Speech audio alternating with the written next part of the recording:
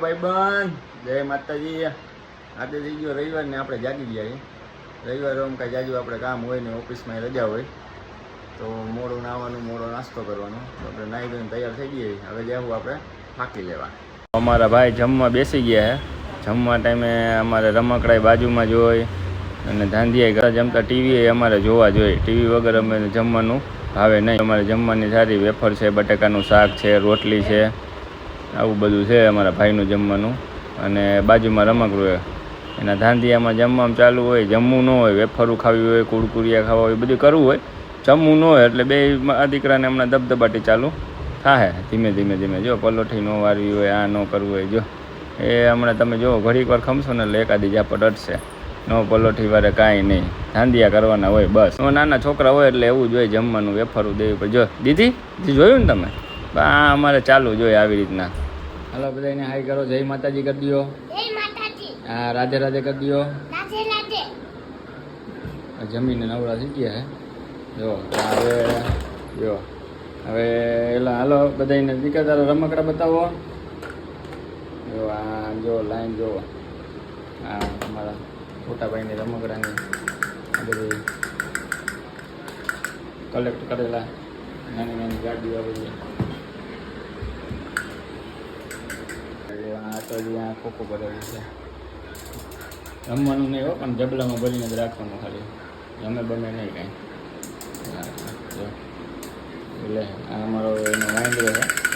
ખાલી હાથ થઈ જાય ડગડગી વગાડવા હાથે. પગ તો એને કાપી નાખ્યા. ડાયાબિટીસ સારો થઈ ગયો તો પગ કાપવા પડ્યા. અમારું કાંઈ બલૂન એક ઘરનું છે. હા જો તો છોકરાને ને મારી વાઈફને ખાવી હતી આજે મેગી. તો એ કે તમે બનાવી દો, તમે મેગી ખાઈ ગયા. તો કીધું કાંઈ વાંધો નહીં, આ ગેસ ચાલુ કર્યો. કીધું હાલો બનાવી દે. કીધું તો પહેલાં બનાવશું આપણા છોકરા હાટું મેગી, પછી આપણે બનાવશું આપણી વાઈફ હાટું મેગી. છોકરાની મેગી બનીને તૈયાર થઈ ગઈ છે. એમાં કાંઈ જાજુ નાખવાનું હોય ને એટલે રેડી થઈ. ઘરવાળી હોય નવડા નખો જ કાઢ્યા રાખે. આપણને શાંતિથી ન કરવા દે કરતા હોય એમાં. અમને અમારી રીતે કરવા દઈએ ને ભાઈ. ખોટા વચ્ચે ડબકા મારો હો. આપણે કાંઈ કુકિંગ વ્લોગ બનાવતા નથી એટલે આપણને એવું કાંઈ ભાવે નહીં. આ તો આ લોકોએ આજે કીધું મેગી બનાવી દે, તો કીધું હાલો બનાવી બતાવી. તો આપણે મેગી નાખી દીધી અંદર. હવે નાખી દેવું મેગી મસાલા. આ નાખી દીધો મેગી મસાલા. આપણું કામ ધીમે ધીમે આગળ વધે છે. તો એની અંદર આપણે નાખી દઈશું સુધારેલા નાના મરચાં અને નાના ટમેટાં. હા, અમારી ઘરવાળીને ડોટી થાય પાછી વચ્ચે એટલે એને કહેવું પડે. હું બોલું ને ત્યાં વચ્ચે હા ડોકા હલાવે. ત્યાં કોણ એને જાણે વિડીયોમાં જોવાનું એવી રીતના જામી પડી હોય. અમારા ગગ્ગાની મેગી અને આ થાળીમાં આવશે મારી બાયડીની મેગી. ત્યાં વચ્ચે અમારો આ જો નાનો બ્લોગર ચાલુ થઈ ગયો મારી જેમ. તો આ અમારા શ્રીમતીજીની મેગી થઈ ગઈ છે તૈયાર. ટમેટા ડુંગળીવાળી, ડુંગળી નથી સોરી, ટમેટા અને મરચાંવાળી. એ કે રસો ગ્રેવી રાખજો, ગ્રેવી પાણી રાખજો થોડુંક, અમારે હબરકાઈ બોલાવો હોય. તો કીધું કાંઈ વાંધો નહીં, તમને હબરકાવાળી મેગી ખવડાવી. તો મેગી ખાઈને અમારા શ્રીમતીને જવા હતા ગોલા ખાવા. તો અમે નીકળી ગયા ગોલા ખાવા. હવે જે રાજકોટમાં રહેતા છે ને આ રોડની ખબર જ હશે, તો કહેજો કયો રોડ છે એ. ગોલાનું હવે આવું જ છે. જો આપણે પહોંચી ગયા ગોલા મારા ત્યાં. કેવી રીતે ગોલા બનાવે તમને દેખાડો. બરફ પતી ગયો એટલે નવો બરફ નાખ્યો અને ગોલાનો ગલા ખાઈને નીકળી ગયા આપણે પાછા ઘર તરફ. આ માવડી ચોકડીનો બ્રિજ છે, ત્યાં જ આપણું નજીકમાં ઘર જ છે. હવે આપણે જઈશું ઘરે. આજનો રવિવાર અહીંયા પૂરો થઈ ગયો.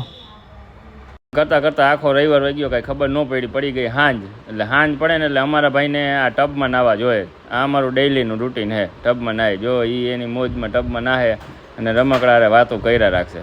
અમે ઉનાળો છે એટલે છોકરાઓને થોડીક ઠંડક થાય, પણ દિવસમાં 2 વાર નાહી પછી ઉપરના ટાંકા ખાલી થઈ જાય છે અમારા.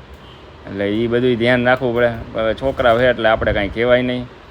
એટલે ભલે નાહી લઈએ, એ 10-15 મિનિટ નાહે, આનંદ કરશે ને ત્યાં અમારે પાછો સૂઈ જાય. તો ચાલો હવે આજે રવિવારના વ્લોગમાં તમારા માટે આટલું જ.